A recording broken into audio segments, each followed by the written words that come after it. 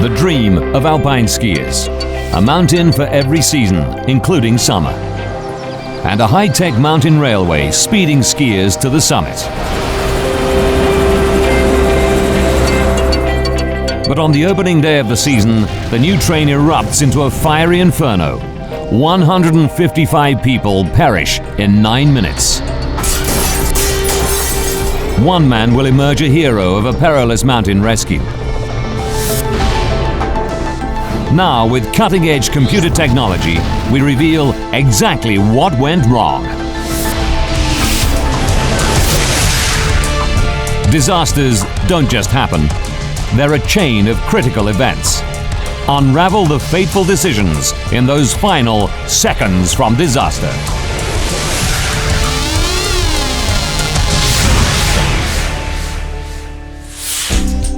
Europe. Austria. The village of Kaprun. November the 11th, 2000. Thousands of skiers and snowboarders crowd into the resort for the opening day of the winter sports season. What makes Kaprun so popular is its giant glacier, the Kitzsteinhorn. It's a mountain of ice that never melts, whatever the weather, making skiing possible even in summer. A high-tech ski train rises 1,500 meters through solid rock to land skiers near the summit.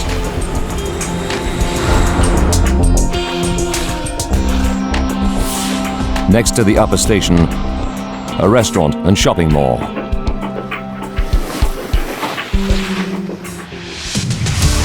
"8:45 a.m. Skiers and snowboarders celebrate the season start. People light firecrackers. Torsten Gradler, part-time firefighter from Germany, arrives for the big day with 49 members of his ski club. That particular trip was the first outing of the year 2000. Thomas Kraus has just joined the club. He's looking forward to his first glimpse of the glacier. To reach the slopes, skiers have a choice: a standard cable car or a high-tech train called a funicular. Most of the group headed for the funicular. I thought to myself, that's bound to be fast. He joins 29 other club members lining up for the high-speed summit train. The 3.8-kilometer ride should take just 9 minutes, 4 minutes faster than the cable car. 8:57 a.m. 161 passengers crowd on board, among them some of the world's top skiers. Sandra Schmidt holds an Olympic gold for Germany. And Sebastian Geiger, who's just 14, is junior champion. Today, there's an entire American family on board too. US Army Major Michael Goodridge, his wife Jennifer, and their sons, 5-year-old Kyle and 7-year-old Michael. A longtime member of Torsten's club, Manfred Hiltel, thinks nothing of taking the train. I've been skiing for decades and regularly travel in cable cars, chairs, lifts or funiculars. I didn't give it a second thought.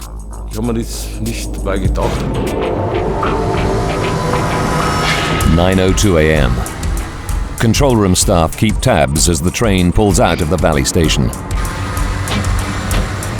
First, it crosses a spectacular 600-meter ravine before entering a steep tunnel that climbs through the mountain.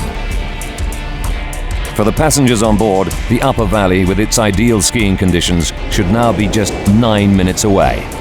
But today will be different. The train first opened its doors in 1974. It was an engineering triumph, the first of its kind. An underground train inside a mountain, climbing at speeds of 25 kilometers per hour up a steep 30-degree incline. In 1993, it was modernized, giving it a sleek, futuristic look and making it the pride of Austria's ski resorts. The system is ingenious but simple. There are 2 trains, each one balancing the other. As one climbs, its twin across the tunnel descends. At the top station, a powerful electric motor and pulley system pulls the trains up and down the track. Neither train has an engine or fuel. There are no drivers, just an attendant at the front of the train who operates the doors.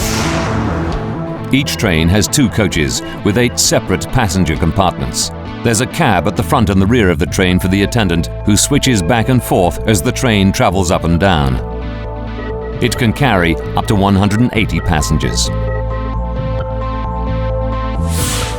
Every day, more than 1,000 people use the train, and it enjoys a perfect safety record. Until now. 9:02 and 3 seconds. The 161 passengers are spread through the train.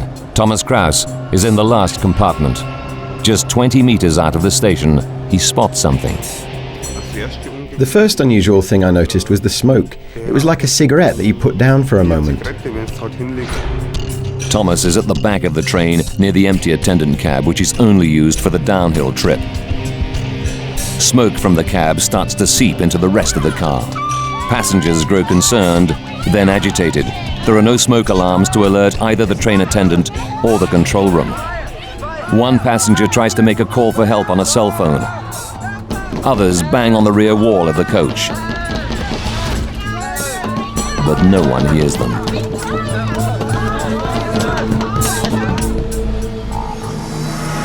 "9:04 a.m. The train enters the tunnel, cutting off cell phone signals. And there's no way to contact the attendant at the front of the train.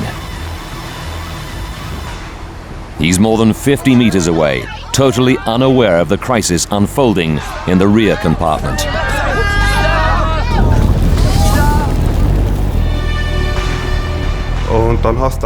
You could already see fire flickering, licking upwards.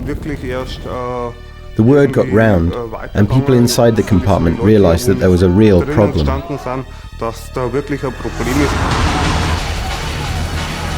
9:05.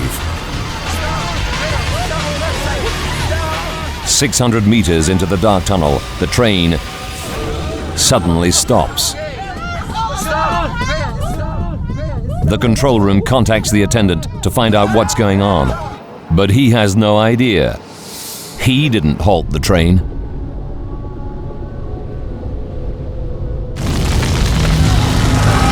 "9:05 and 30 seconds. The rear coach is now filling with toxic smoke. But there's no emergency door release. The 161 passengers are trapped.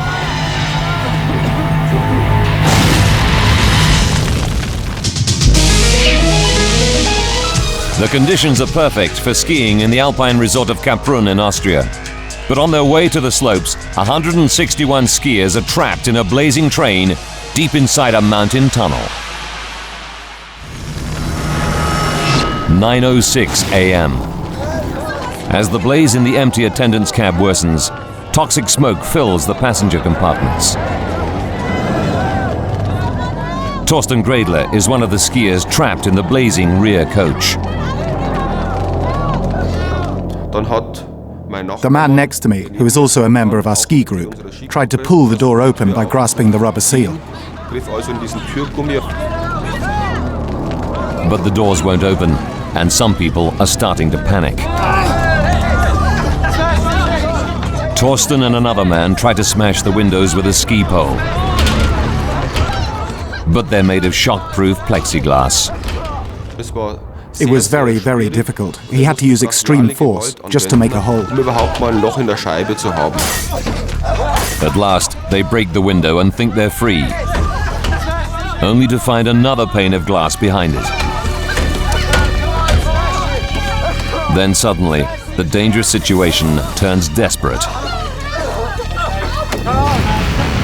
Flames from the empty attendant's cab burst into the compartment. The terrified passengers have nowhere to go.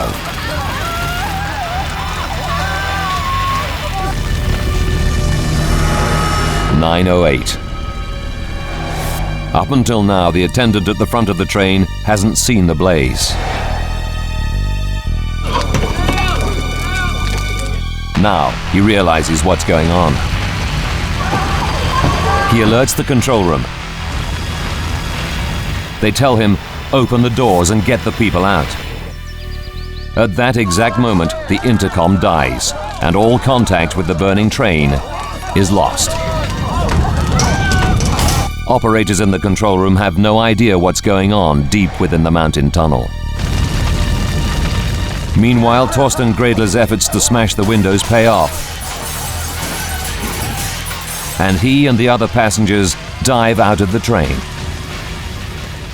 I was the last one to leave the compartment. By that time, flames were all around my head. But in other compartments, passengers are still trapped. Some people just stood there, not moving at all. They appeared to have been overcome by the smoke and paralyzed by it.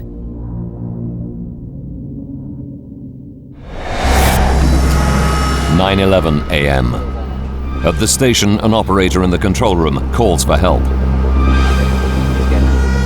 For those few who've managed to escape the stricken train, the nightmare continues. They must find a way out in the smoke-filled darkness. They face a life or death decision. Which way to go? Up, away from the fire, or back down, past the fire? Torsten Gredler has been a volunteer fireman in his hometown for 25 years. His instinct tells him to head down. I jumped out of the train into the pitch darkness of the tunnel. I shouted to the others, "Run towards the bottom." That's when I spotted the emergency steps on the other side of the tunnel. The emergency stairs run right through the tunnel to the exit 600 meters away. But first, he has to clamber across the rails wearing ski boots.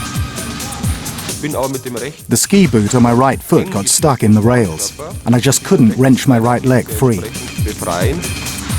Fellow ski club member Thomas Kraus is already on the staircase. He sees his friend trapped on the track, surrounded by the flames. I gave him a hand, and the two of us ran past the train.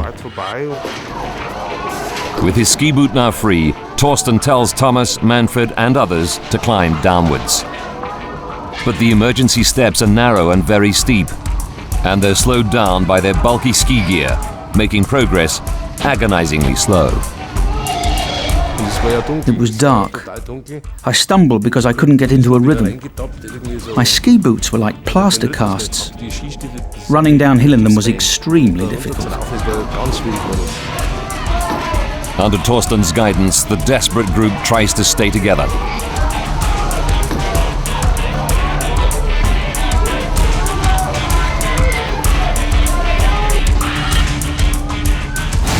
Above them looms the burning train. Its cables could snap at any moment, sending the 40-ton train roaring down the tunnel towards them.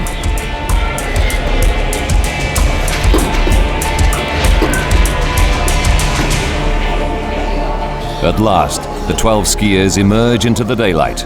They're exhausted and terrified, but alive.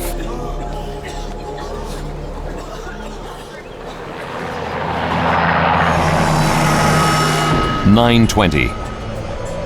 Emergency services just on the scene rush to their aid. Manfred Hiltel collapses and needs urgent medical treatment. He's airlifted out.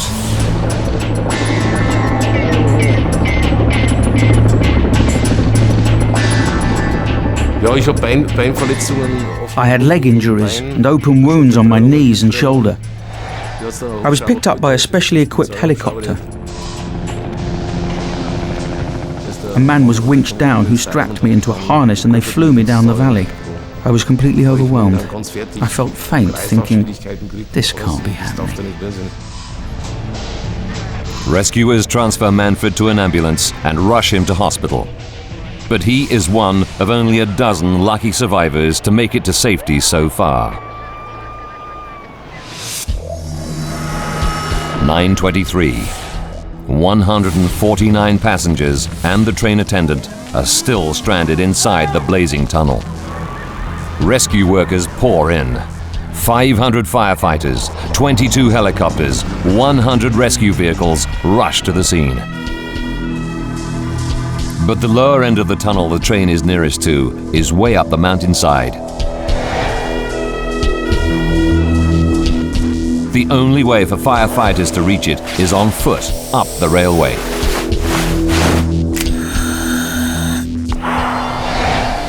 What they encounter is terrifying.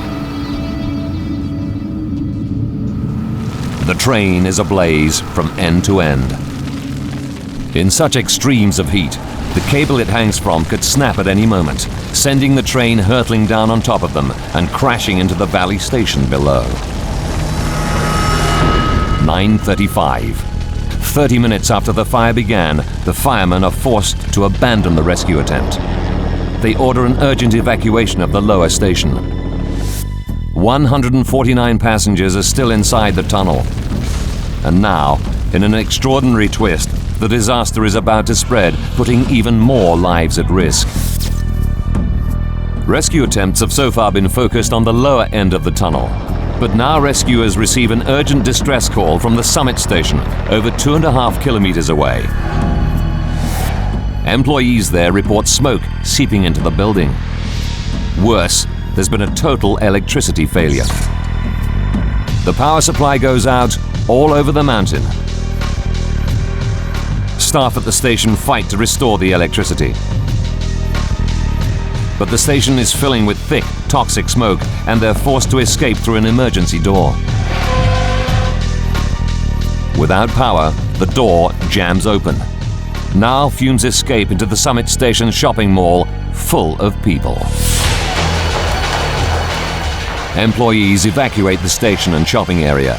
Dozens of people escape, but there are still 4 more trapped inside. 10:10. Helicopters airlift the first teams of rescuers up to the summit. Firefighters gear up to enter the smoke-filled building. One of the first on the scene is Friedrich Unterganschik. By the time we arrived at the top of the mountain, the situation was extreme. We were ready for the worst that might happen. Anything might be waiting for us.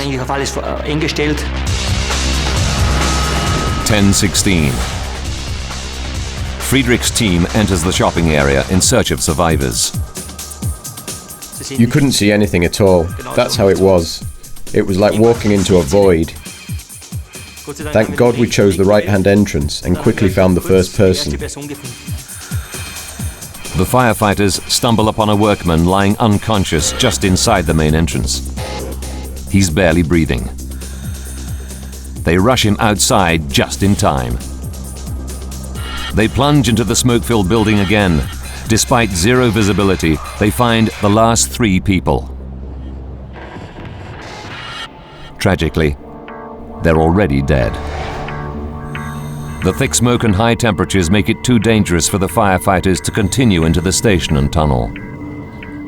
The search for the missing 149 passengers is suspended. For Fire Chief Anton Brandauer, it's an agonizing dilemma. We were there with nearly 500 men and 60 or 70 fire engines, but there was still nothing that we could do.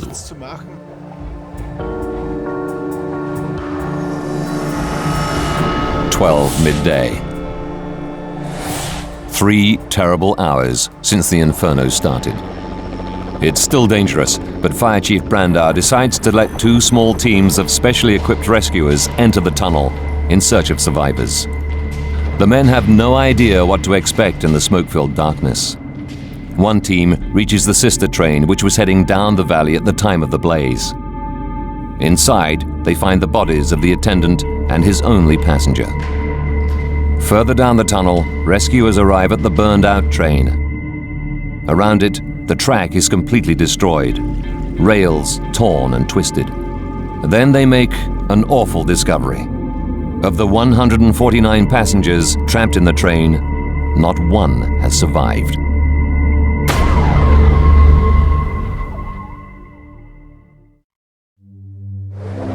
What was to have been a great day's skiing has turned into a day of unimaginable tragedy. In total, 155 people are dead. Only 12 incredibly lucky survivors escaped the fire.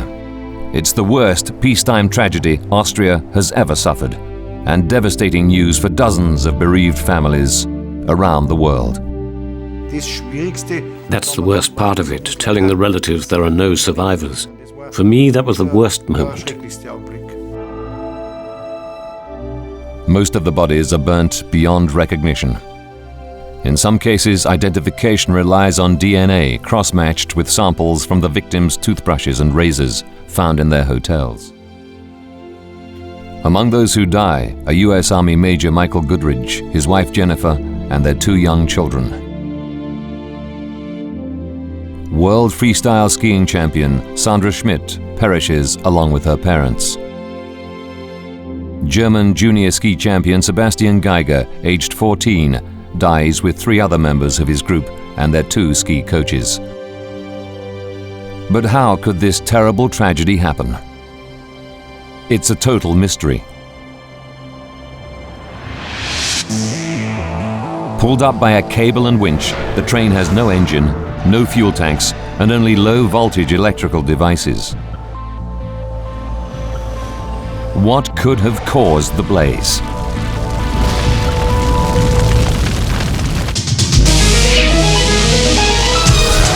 Now, by rewinding the events of that fateful day, we can reveal what happened. Cutting-edge computer technology will take us where no camera can go, right into the heart of the disaster zone. The Regional Public Prosecutor's Office orders an investigation into the cause of the disaster.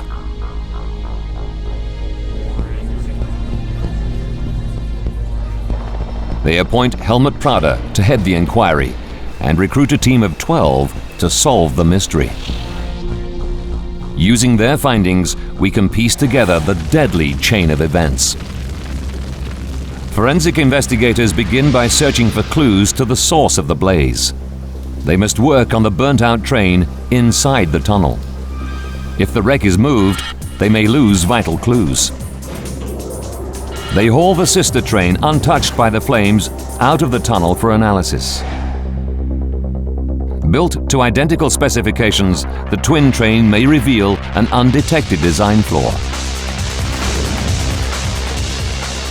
Within hours of the tragedy, journalists air theories on the cause of the fire. The Times of London suggests that snowboarders may have been to blame. The paper reports that some snowboarders may have been lighting firecrackers in celebration of the opening day of the new winter sports season. Could a teenage prank have started the terrifying inferno which would go on to claim 155 lives? At this early stage of the inquiry, nothing is ruled out. Investigators take survivor Thomas Kraus to the sister train to point out where he first saw the blaze. In my statement, I said it was like a cigarette that you put down for a moment. That's what it looked like, the smoke coming from the control panel. The control panel is in the rear attendants compartment.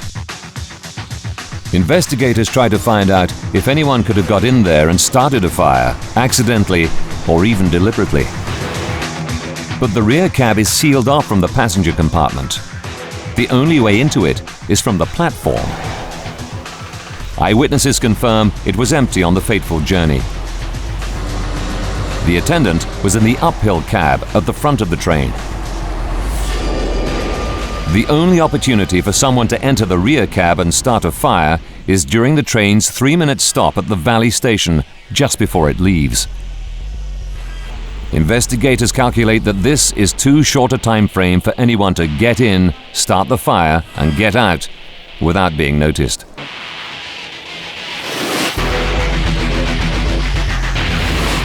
They dismiss theories that a snowboarder or anyone else started the blaze. Still, they concentrate on the rear guard's cab. Something in there did cause the deadly blaze. But what?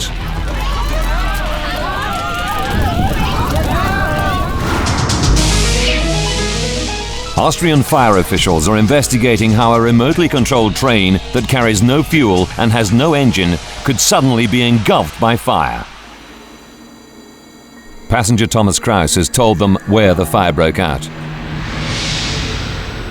The control panel in the rear attendant's compartment, which contains electrical wiring.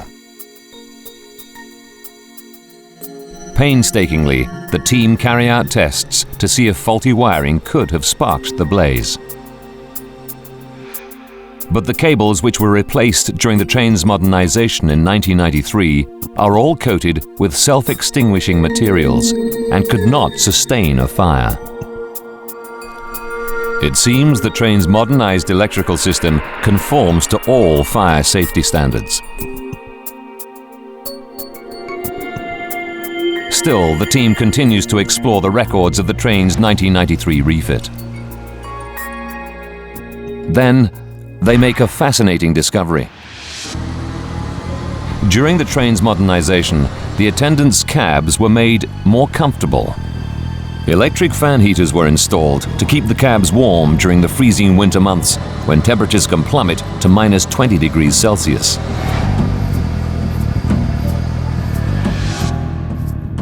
And they're located beneath the control panels, where smoke was first spotted.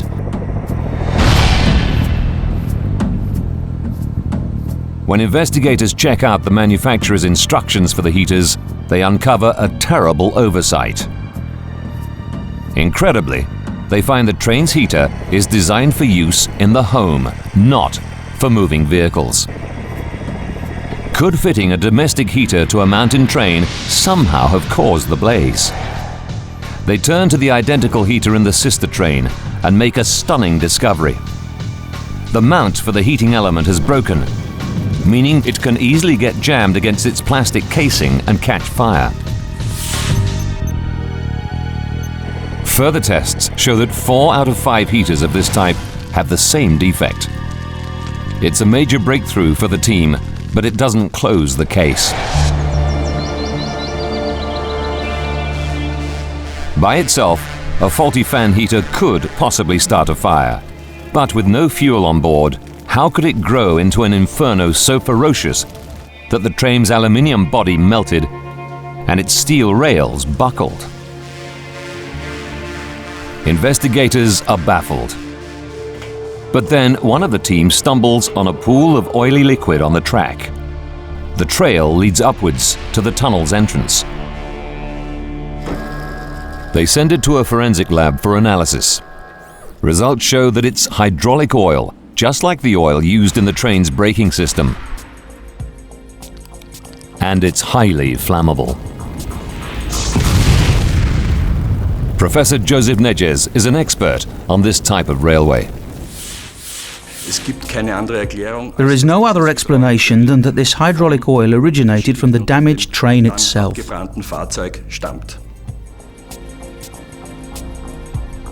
Just like the new heaters in the attendants' cabs, the hydraulic system was a new feature installed during the 1993 refit. 120 litres of the flammable hydraulic oil run in pipes along the 61-metre train. But how did the oil escape onto the track? Hydraulic pipes are often not completely leak-proof, so a small amount of hydraulic oil may have seeped out. But how did the highly flammable oil come into contact with the faulty fan heater?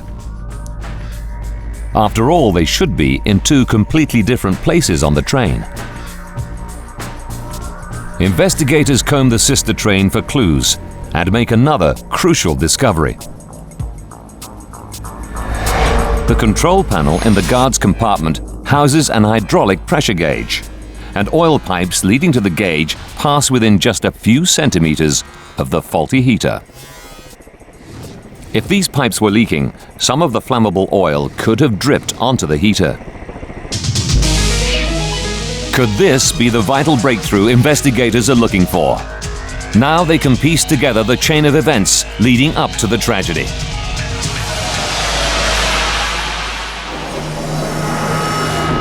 14 minutes before disaster.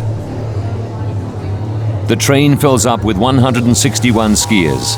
In the empty attendance cab, a dribble of oil is already dripping down the pipes into the heater, which comes on automatically during station stops. A design fault causes the unit to overheat.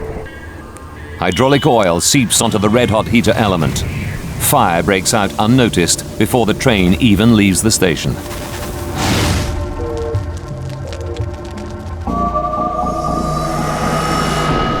Nine minutes to go. As the train pulls out of the station, the heater switches off automatically. But it's too late. Inside, fire takes hold. Thomas Kraus is close by the control panel. The first unusual thing I noticed was the smoke. Wisps of smoke coming from some sort of control panel.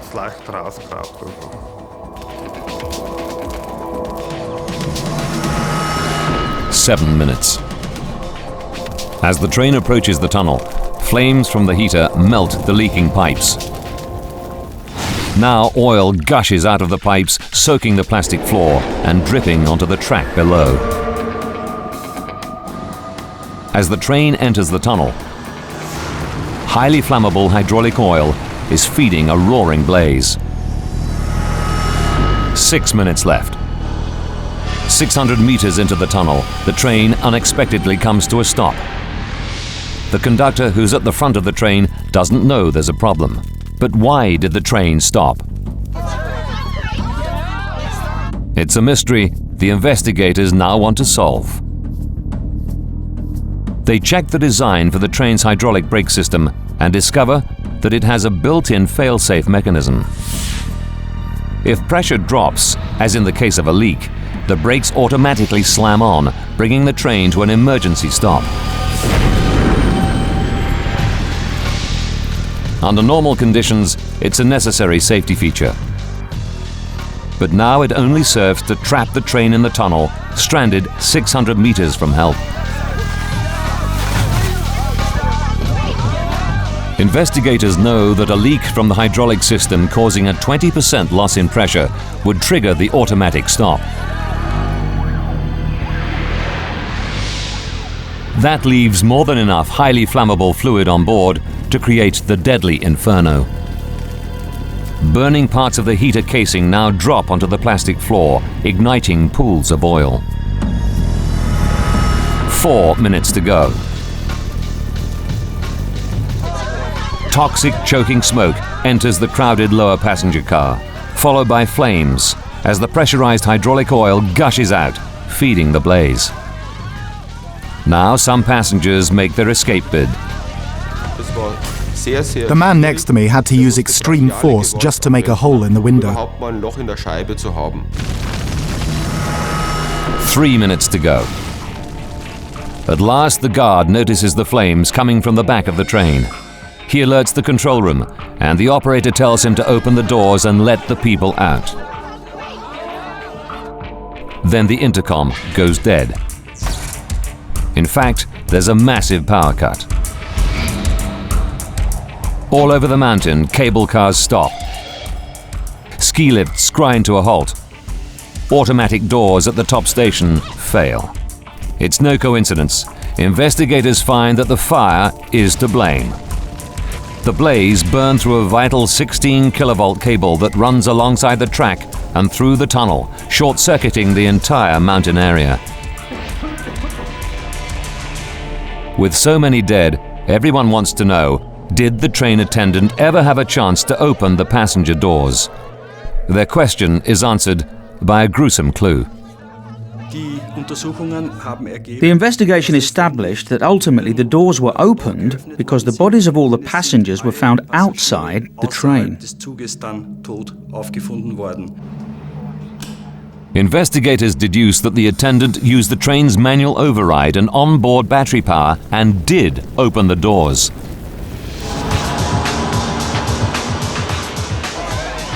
But out of the 161 passengers on board, only a dozen ever made it out of the tunnel to safety. It's a mystery. What did those 12 survivors do differently from the 149 who perished in the flames?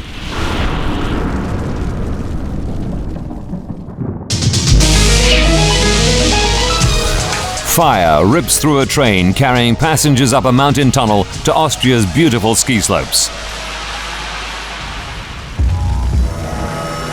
3 minutes to disaster. Just 12 out of the 161 passengers have escaped by smashing windows and diving out of the train. Now the train attendant opens the doors by using the manual override switch, freeing all the remaining passengers from the blazing coaches. But investigators know that all these people, 149 of them, perish. The question everyone wants answered: why do some escape when others die in the tunnel? What's more, many are fit, able-bodied men and women, some of them ski champions, but not one makes it more than 142 meters. Investigators find the body of the German Olympic skier Sandra Schmidt 62 meters from the burnt-out train. Japanese athlete Tomohisa Sase made it the furthest of anyone. They discover his body 142 meters away. But most people have fallen within the first 15 meters of the train. What investigators need to know is, how did 12 survivors cover more than 600 meters to get to safety when most perished no fewer than a few steps from the train? To find out, the team studies other severe tunnel blazes from around the world. They find the answer to the mystery in the design of the Kaprun tunnel. It's built at a steep angle of almost 30 degrees. It means that when the blaze broke out, it would not behave like a normal tunnel fire. Dr. Richard Bettis has studied tunnel fires for 17 years and knows this is a major problem. The important thing about a fire in a tunnel is that the heat and smoke have got nowhere to go. Smoke and heat will rise up to the roof and spread out in both directions. But if the tunnel's inclined, all the smoke will go upwards. And the direction the smoke travels is critical to the passengers escaping from the train through the now open doors. They face a crucial decision: which way to go? Downwards on a steep stairway towards the heat and smoke of the fire, or upwards away from the inferno. Just 12 decide to run downwards. The remaining 150 people all go up towards what they believe is safety. But that's the direction in which the heat and smoke travel in a tunnel that's now a giant chimney. Stan Ames, a fire scientist, knows they didn't stand a chance. Fire is always counterintuitive. It doesn't do what people expect it to do. And what these people did in taking the decision to move upwards was to move up with the smoke, with the toxic gases and the heat, up towards a certain death. And investigators discover that most people made it no further than 15 meters from the train, not because of the searing heat of the blaze, but because of deadly chemicals in the smoke. The most dangerous component of smoke is carbon monoxide.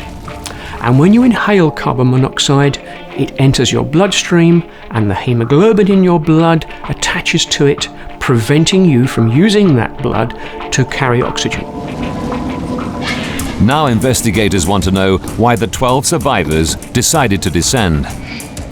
The reason? They were led by a firefighter, Torsten Gredler.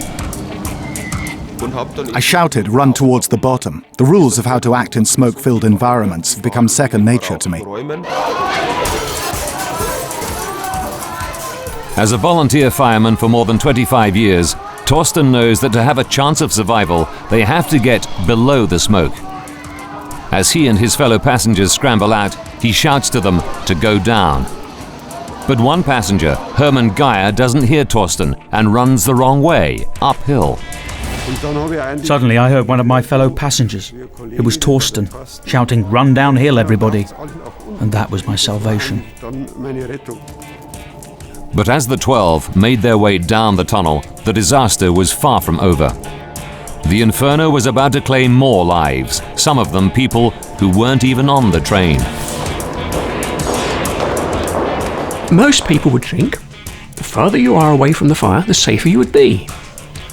But in this case, the smoke and toxic gases generated from the fire travelled the entire length of the tunnel and endangered the lives of the people in the restaurant and the station 2.5 kilometres away. This is like being attacked by a fire on the other side of town. As the fire sucks in air from the bottom of the tunnel, it causes a massive updraft, which propels smoke upwards at 144 kilometers per hour. The deadly cloud also engulfs the sister train, choking the attendant and his only passenger to death. It then pours out of the top of the tunnel, killing 3 more people in the station building. It's a terrible tragedy that the investigation team wants to prevent happening again. They want to know if it could have been avoided. But when they examine the train's safety specifications, what they unearth will shock the whole of Austria. As investigators scan the fatally flawed mountain train's design, they're shocked to find it lacks even basic safety features. The train has no smoke detectors. Its 2 fire extinguishers are out of passengers' reach in the sealed attendants' cabs. There's no way for passengers to contact the attendant and no emergency brake switch. Why are there so few safety features? In the 100 years since funiculars were put into operation, no fire has ever occurred inside a coach. This meant that there was a perception that a fire like this could never happen.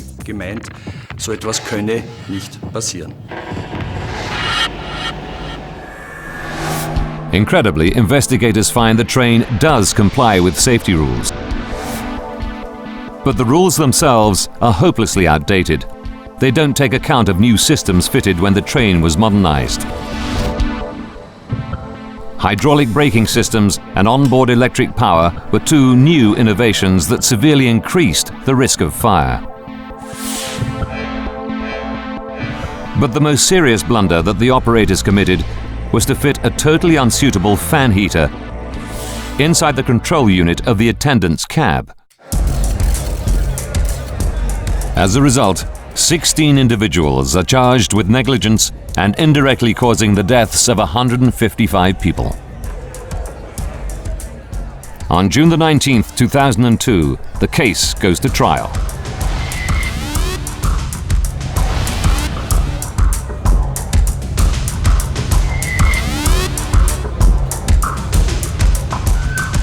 In their defense, they claim that they had taken the necessary precautions and the fire could not have been foreseen.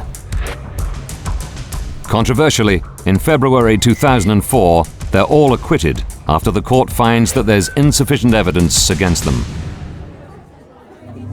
The victims' families are devastated.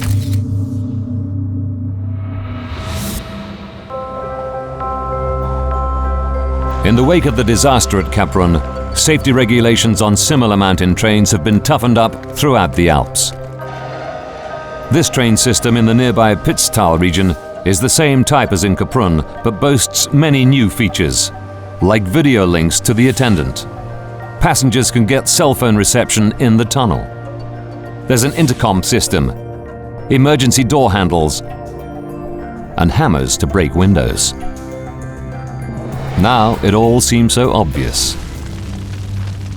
Torsten Gredler was recognized as a hero for helping to smash a train window and leading 11 people to safety.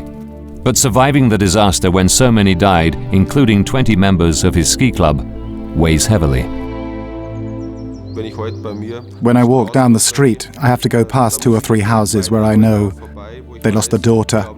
Here the husband was killed and the daughter too. That's not easy to cope with. Many of the survivors have found the courage to return to the ski slopes. I still go skiing. To begin with, I found it difficult. I'll never travel in one of those funiculars again. While I'm at work, I've got something to occupy my mind, but at night, the memories come back. The mountain train at Kaprun was a disaster waiting to happen.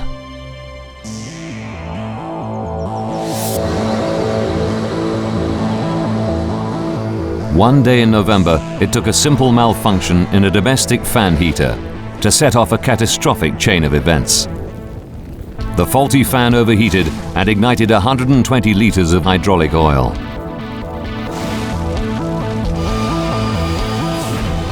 That sparked an inferno in the passenger coaches that sent smoke billowing 2.5 kilometres up the mountain tunnel and caused the deaths of 155 people.